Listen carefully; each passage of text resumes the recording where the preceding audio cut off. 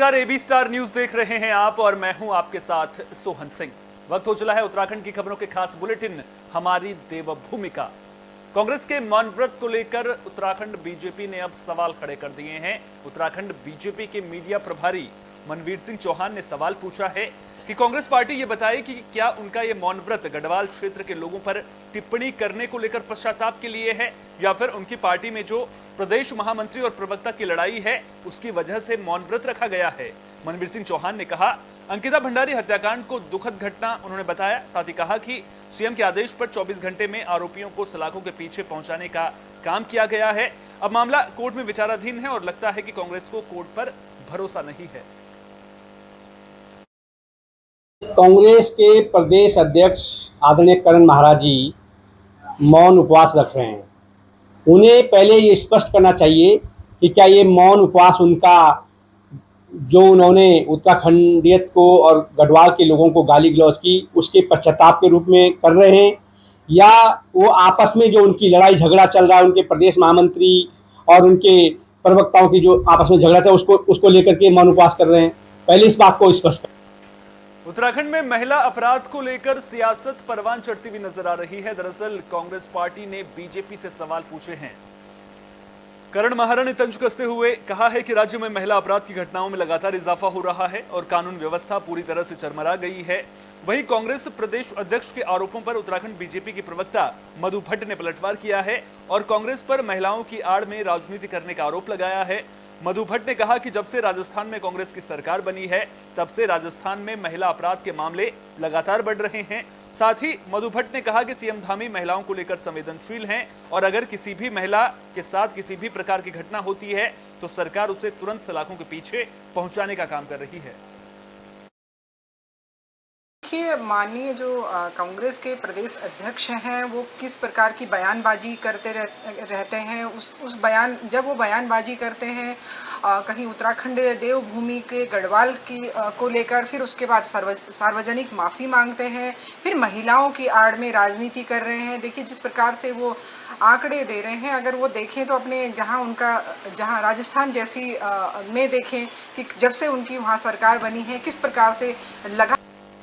Modi surname case में supreme राहत मिलने के बाद राहुल गांधी संसद पहुंच चुके हैं, लेकिन आपको बता दें कि इस घटना के बाद बीजेपी कार्यकर्ताओं में जहां एक और नाराजगी देखने को मिल रही है, वहीं कांग्रेस कार्यकर्ताओं का उत्साह देखते ही बन रहा है। राहुल गांधी को 2 साल की सजा मिलने के बाद सुप्रीम कोर्ट ने राहुल गांधी को राहत दी थी और राहुल गांधी की संसद सदस्यता को बहाल कर दिया था। किछुआ कांग्रेस कार्यकर्ताओं ने राहुल गांधी की संसद सदस्यता बहाल होने के बाद सुप्रीम कोर्ट का आभार जताया और राहुल गांधी के समर्थन में जोरदार नारेबाजी की। साथ ही एक दूसरे को मिठाई खिलाकर खुशी का इजहार भी किया। कांग्रेस कार्यकर्ताओं ने कहा कि मोदी सरकार ने साजिश करके राहुल गांधी की संसद सदस्यता को निरस्त कर दिया था, लेकिन अब सुप्रीम कोर्ट ने राहुल गांधी की संसद सदस्यता को बहाल कर दिया है, जिससे कार्यकर्ताओं में नई ऊर्जा का संचार हुआ है और सभी कांग्रेस के कार्यकर्ता एकजुट होकर पूरे जोश के साथ चुनावी मैदान में उतरेंगे। इस तानाशाही सरकार के रवैये के खिलाफ जो राहुल गांधी जी को लोकसभा की सदस्यता से पदस्थ किया गया था, कल सुप्रीम कोर्ट का स्टे हो गया उस पर और पूरे देश में पूरे कांग्रेसियों के अंदर एक खुशी का माहौल है। प्रदेश में, देश में, विधानसभा में सारे लोगों ने आज मिलकर हम लोगों ने खुशी मनाया और ये खुशी आगे चलकर आपको दिखेगी भी। आने वाले चुनाव में चाहे नगर पालिका का चुनाव हो चाहे लोकसभा का चुनाव हो, सारे कांग्रेस से इकट्ठा होकर हम लोग दमखम से चुनाव लड़ेंगे। आदरणीय राहुल गांधी जी के नेतृत्व में, मल्लिकार्जुन खड़गे जी के नेतृत्व में हमेशा कांग्रेस राहुल गांधी जी की सदस्यता बहाल की गई, इसलिए यहाँ पे मिष्ठान वितरण किया गया। सारे ही कांग्रेस कार्यकर्ता आए, पूरा परिवार आज इकट्ठा है। इसके साथ हमारे लिए एक अच्छा मैसेज है कि जो बीजेपी नुकसान कर रही थी, हमारे नुकसान किया हमारे केंद्रीय नेतृत्व का राहुल गांधी जी का, ये बहाल करके हम भी मानते हैं भगवान कोई चीज़ है। आज जो सर्वोच्च न्यायालय ने जो राहुल गांधी जी को बहाल किया है, हम उनके आभारी हैं और ये जनता से सहयोग करते हैं। जैसे सुप्रीम बुलेटिन में बाद चमोली के थराली की, जहां पिंडर नदी से लगातार कटाव हो रहा है और जिंदगी खतरे की जद में नजर आ रही है। अपर बाजार वार्ड में नासिर बाजार की एससी बस्ती के कई मकानों पर खतरा मंडरा रहा है। पिंडर नदी के किनारे चट्टान खिसकने से बड़े बोल्डर और मलबा नदी में समा गया है, जिससे चट्टानों के ऊपर बसे अनुसूचित जाति बस्ती के 5 परिवारों को आवासीय मकानों पर संकट मंडरा रहा है। मामले की जानकारी मिलने के बाद तहसीलदार प्रदीप नेगी मौके पर पहुंचे और प्रभावित परिवारों को उनके रिश्तेदारों के यहां शिफ्ट करवाया गया। उप जिलाधिकारी ने कहा कि 2013 की आपदा में भी यहां रह रहे कई प्रभावित परिवारों को आपदा के बाद विस्थापन का पैसा दिया जा चुका है और ज्यादातर लोगों ने मुआवजे के पैसों से दूसरी जगह मकान भी बनवा लिए हैं। ऐसे में राजस्व विभाग विस्तृत रिपोर्ट तैयार कर रहा है, जांच के बाद कार्रवाई की जाएगी।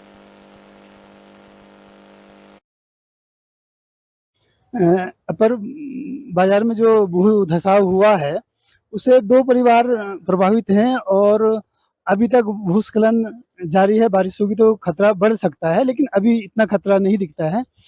कारण क्या रहा कि नदी का कटाव नीचे से हो रहा है। पूर्व में वहाँ पर सुरक्षा दीवार बनी थी जो 2019 में पिंडर नदी के बहाव से टूट गई थी। लगभग 20 से 25 मीटर का हिस्सा टूट गया था और नदी का बहाव उसी क्षेत्र में है।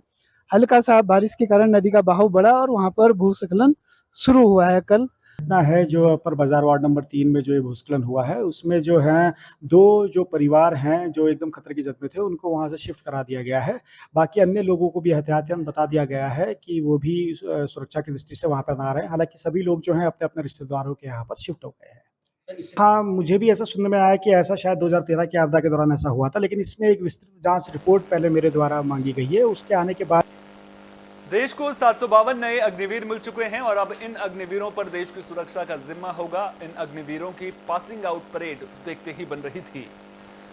तो कुमाऊं रेजिमेंट केंद्र के इन अग्निवीरों की पासिंग आउट परेड रानीखेत के सोमनाथ मैदान में हुई, जहां इन अग्निवीरों ने देश की आन बान और शान की रक्षा की सौगंध खाई। जैसे ही जवानों ने भव्य परेड निकाली, पूरा मैदान तालियों की गड़गड़ाहट से गूंज उठा। मुख्य अतिथि कमांडेंट ब्रिगेडियर बग्गा ने सीमाओं की सुरक्षा के लिए सर्वोच्च बलिदान से भी पीछे न हटने का आह्वान किया। इस दौरान अग्निवीर युवाओं का जोश देखते ही बन रहा था। बता दें कि कुमाऊं रेजिमेंट सेंटर के सोमनाथ मैदान में 31 हफ्ते की कठिन ट्रेनिंग कर हासिल कर बहादुरगढ़ के द्वार से कदमताल कर विभिन्न क्षेत्रों के 752 जांबाज भारतीय सेना के अभिन्न अंग बने हैं। अधिकारी भी अग्निवीरों को प्रोत्साहित करते नजर आए हैं।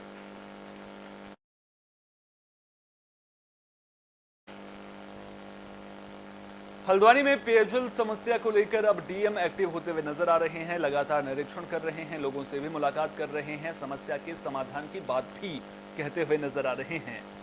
तो नैनीताल शहर में पेयजल समस्या को लेकर डीएम एक्टिव हो गए हैं। डीएम ने शीश महल के फिल्टर प्लांट का निरीक्षण किया, साथ ही पेयजल अधिकारियों के साथ बैठक भी की, जिसमें पेयजल अधिकारियों से शहर में रोजाना हो रही पेयजल आपूर्ति गुणवत्ता और कितनी पेयजल की जरूरत आने वाले वक्त में पड़ सकती है, इसको लेकर चर्चा की गई। डीएम ने बताया कि मौजूदा वक्त में हल्द्वानी शहर को करीब 80 एमएलडी पानी की रोजाना आवश्यकता है, जिसको अलग अलग स्रोतों से पूरा किया जा रहा है। उन्होंने कहा कि आने वाले वक्त में पेयजल किल्लत होना लाजमी है, लिहाजा दूसरे विकल्पों और ठोस योजनाओं पर भी काम किया जा रहा है, जिसे लेकर अधिकारियों से चर्चा के दौरान कई सुझाव सामने आए हैं। डीएम ने लंबित योजनाओं को जल्द अमली जामा पहनाए जाने की भी बात कही है। शीश महल में जो जल संस्थान है, फिल्टर प्लांट है, उसका हम लोगों ने अभी निरीक्षण किया है। वाटर सप्लाई है हल्द्वानी शहर की, तो काफ़ी अलग अलग बड़े बड़े प्रोजेक्ट्स चल रहे हैं, जिसके माध्यम से वाटर कैपेसिटी, वाटर सप्लाई की कैपेसिटी को बढ़ाए जाने के प्रयास होते रहते हैं।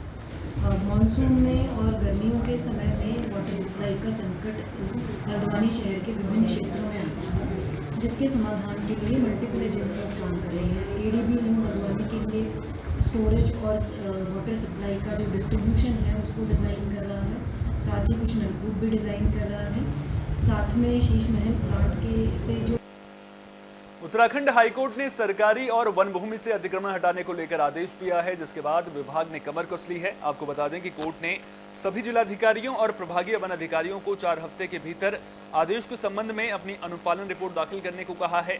वहीं इस आदेश के बाद तमाम लोगों में इस बात का डर है कि वे अपने प्रतिष्ठान और मकान छोड़कर कहां जाएंगे। डीएम कैंप कार्यालय में सुलड़ी और ओखलकांडा के तमाम लोगों के साथ भीमताल विधायक राम सिंह कैड़ा डीएम से मिलने पहुंचे और अतिक्रमण के नाम पर लोगों के रोजगार, घरों और प्रतिष्ठानों को न तोड़ने की अपील की। वहीं लोगों का कहना है कि वे लोग 70 सालों से वन विभाग की जमीन पर अपनी रोजी रोटी चला रहे हैं और अब जब अचानक हाईकोर्ट के आदेश सामने आए हैं तो उनकी नींद उड़ी हुई है। अब वे ऐसे में कहां जाएंगे। लोगों का कहना है कि अगर उनके भवन और मकान तोड़े गए तो उन्हें दूसरी जगह पर बसाने की भी व्यवस्था की जाए। माननीय जिलाधिकारी महोदय से हम क्षेत्र की समस्याओं को लेकर के यहाँ पर पहुँचे हैं, क्योंकि हमारे भीमताल विधानसभा क्षेत्र हो चाहे नैनीताल विधानसभा क्षेत्र हो, चाहे पूरे ज़िले में हो, और जहाँ पर भी हमारी सरकार के द्वारा जो काम किए हैं उन कामों के संदर्भ में उनकी प्रगति को आगे बढ़ाया जाए, इस संदर्भ में हम लोग माननीय जिलाधिकारी जी से मिले थे। और साथ ही जो लोग हमारे पहाड़ों में कुछ जन समस्याएँ थी और एक जो अभी माननीय हाईकोर्ट का निर्णय था उसके बारे में भी लोग थोड़ा राहत की उम्मीद के लिए उनके जिलाधिकारी के माध्यम से कुछ राहत की उम्मीद के लिए यहाँ पर आए थे। उसकी समस्या में उसके संबंध में सबने अपनी बातों संदर्भ में रखी हैं, जन समस्याओं के संदर्भ में। और जो माननीय न्यायालय का आदेश था कि हाईकोर्ट का जो अतिक्रमण हटाया जाए उस संदर्भ में राहत पाने के लिए क्या हो सकता है उसके लिए पूछने के लिए आए। आपका नाम?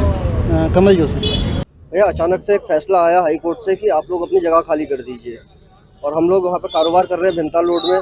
कम से कम 50 से 60 दुकानदार हैं जो वहाँ पे कारोबार कर रहे हैं। सबका रोजगार चल रहा है, सबके बच्चे हैं, स्कूल पढ़ रहे हैं। कुछ लोग ऐसे जिनका भी नया कारोबार स्थापित किया गया है और सब लोग अपना कारोबार, कुछ लोग ऐसे भी हैं जो बाहर नौकरी करके छोड़ के आए हैं, कुछ लोग ऐसे हैं आर्मी वाले भी हैं।